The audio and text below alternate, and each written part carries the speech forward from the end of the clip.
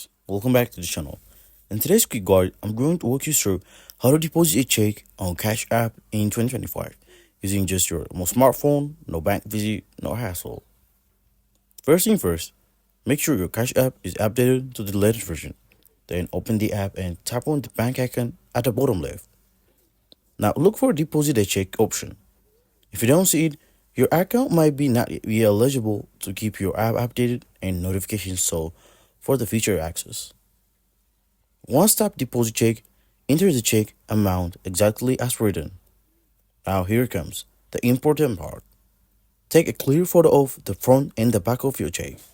On the back, make sure to endorse it by signing it ready for mobile deposit only with Cash App.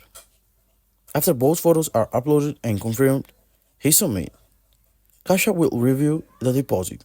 It usually takes 1 to 3 business days for the money to reflect in your balance. Though some might go faster depending on the check and your account history. And that's it. Just a few taps and your check is on the way to your Cash App balance. If this video helped you out, be sure to hit that like button, leave your questions down below, and don't forget to subscribe so you never miss out our latest guide. Catch you in the next one.